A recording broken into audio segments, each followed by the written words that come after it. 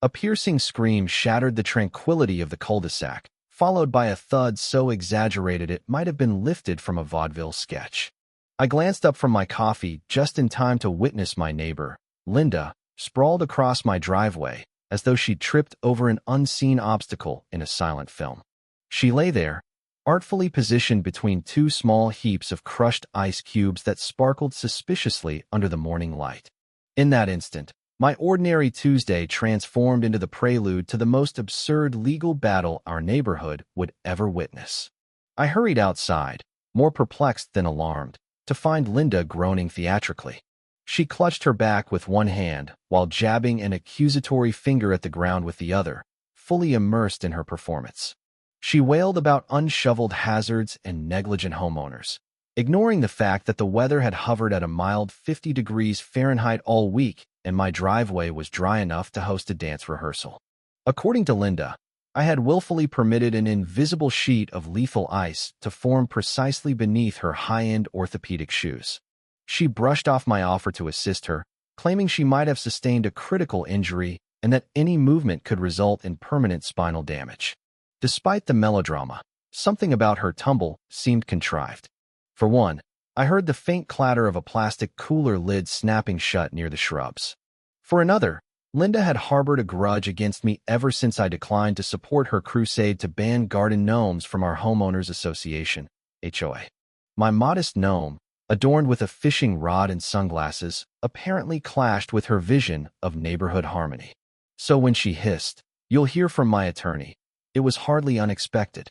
What did catch me off guard was the speed with which her threat materialized. 2 days later, a sheepish process server handed me legal documents on my doorstep. Linda was suing me for $250,000, alleging emotional distress, physical injury, and a diminished quality of life. The complaint painted her as a revered community figure and a vulnerable single woman terrorized by icy perils. I wavered between laughter, outrage, and admiration for her audacity. My attorney, Sandra, reviewed the filing with a raised eyebrow and remarked, "This might be the most absurdly clever thing I've ever encountered."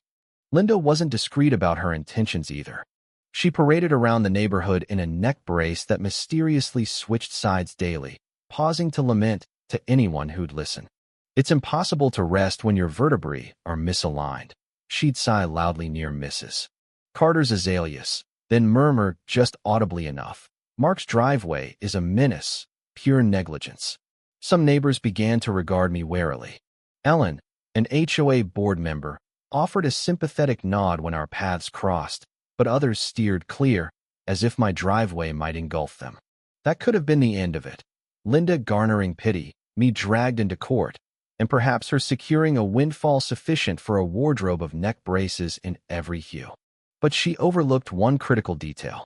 Months earlier, after a rash of package thefts, I had installed a discreet security camera above my garage.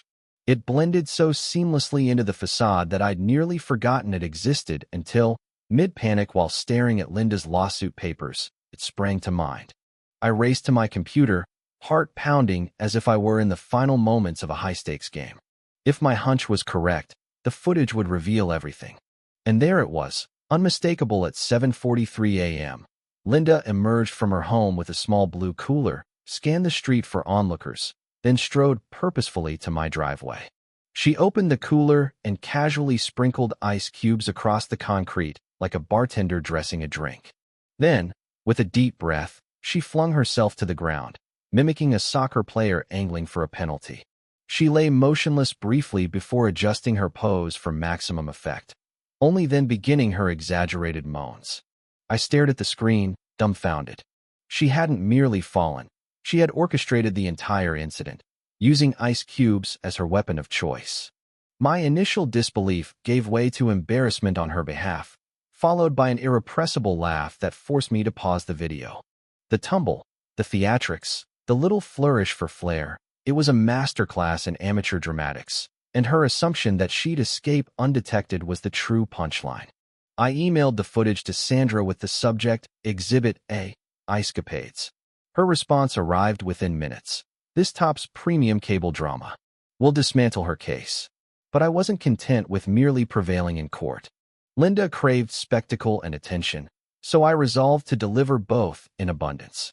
For the moment, I held my tongue, letting her strut about in her rotating neck brace, dropping hints about her impending spa getaway funded by her anticipated settlement. She flashed me a smug glance that evening as she hobbled theatrically down the sidewalk, sipping a kale smoothie, utterly convinced she had the upper hand.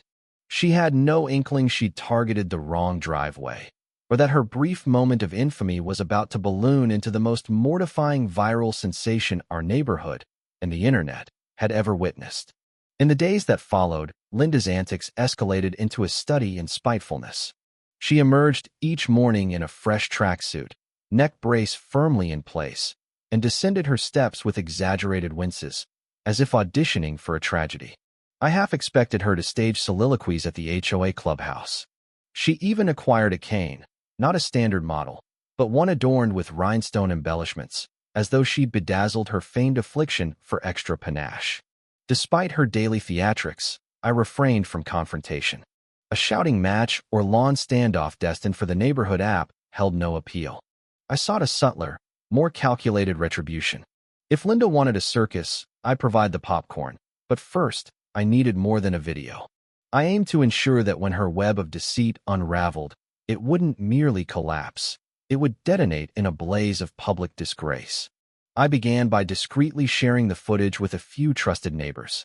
Ellen, a quiet HOA stalwart who'd clashed with Linda over her flamingo decor, was the first to respond.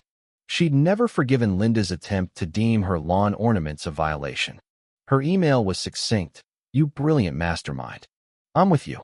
She then forwarded the video to the HOA board without my prompting.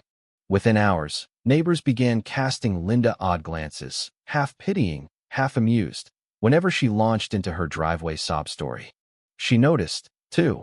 Her cane flourishes grew more pronounced, her sighs louder. But that wasn't sufficient. I wanted her to squirm. So I escalated with a petty flourish. I crafted a mock GoFundMe titled, "Help Me Survive Linda's Bogus Lawsuit," packed with over-the-top phrases like emotional anguish, legal persecution, and suburban tyranny. I included a stock image of a forlorn kitten for effect. It was so absurd it could pass as parody, which was precisely my intent. I posted the link solely in our private neighborhood Facebook group, nestled among HOA updates. Within hours, it spread. People donated small sums for laughs, leaving comments like "Stay strong," "Driveway warrior," and "Justice for Mark's pavement." Ellen anonymously chipped in $50 with the note, "For salt. You'll need it for your driveway," and the drama. I nearly toppled from my chair laughing. Meanwhile, Linda remained oblivious to the noose tightening around her. She was too engrossed in daydreams of spa retreats and kitchen remodels post-settlement. She told our neighbor Tom she'd been eyeing marble countertops online. Tom nodded politely, but he'd already seen the video and confided he'd saved a copy as a precaution. Sandra, my attorney, worked quietly behind the scenes, letting Linda's tale spiral into farce before we unleashed the footage like a legal bombshell. The deposition date loomed, and I counted the hours like a child awaiting a holiday. Linda, conversely, strutted as if victory were assured, even hinting at hiring a media consultant if her story went national. I wondered if she'd already selected her ensemble for the Victim of the Year interview she imagined awaited. Deposition day arrived, and Linda appeared in full costume, neck brace, cane, and a portable heating pad she wielded dramatically against her lower back. Her lawyer, Greg, resembled a man who'd stumbled into law via a midlife crisis and an online certificate. His tie hung askew, and he intoned phrases like, "We're here to illuminate justice," with the gravitas of someone who'd overindulged in courtroom dramas. Linda delivered her testimony with such fervor I braced for crocodile tears, recounting the treacherous driveway, gravity's betrayal, and the agony that barred her from yoga, gardening, and inner peace. Greg nodded as if she'd recited a historic oration. When she finished, Sandra merely said, "Fascinating. Let's examine the time-stamped security footage." We pivoted the laptop screen. There it was, Linda, cooler in hand, scattering ice like a garnish, then hurling herself down with the finesse of a discount stunt double, adjusting mid-fall for believability. Her faint whisper, "Okay, go limp, now scream," sealed it. I didn't need to see her face to sense her horror. Greg faltered, mumbling about digital tampering. Sandra countered smoothly. Would you prefer the original hard drive? We also have cloud backups and multiple witnesses. Linda sputtered. That could be anyone. Sandra replied. You're wearing the same outfit today, down to the scrunchie. It was a slow-motion implosion. Linda slumped, silent for the first time in this ordeal. The deposition wrapped swiftly. Greg requested a recess to reassess, and Sandra agreed, already stowing her notes as if she'd just tidied a minor mess. As we exited, Linda avoided my gaze. The neck brace remained, but her spirit had deflated. She resembled a child caught pilfering sweets, crumbs strewn across her face. Outside, I unleashed a laugh I couldn't suppress. Sandra high-fived me, grinning like we'd pulled off a caper. And we had, except the reward wasn't cash, but justice. I'd not only bested Linda at her own game, I'd upended the table and claimed the pieces. But I wasn't finished. Linda had sought to ruin me, my reputation, my tranquility. Now, I'd ensure the world saw her for what she was.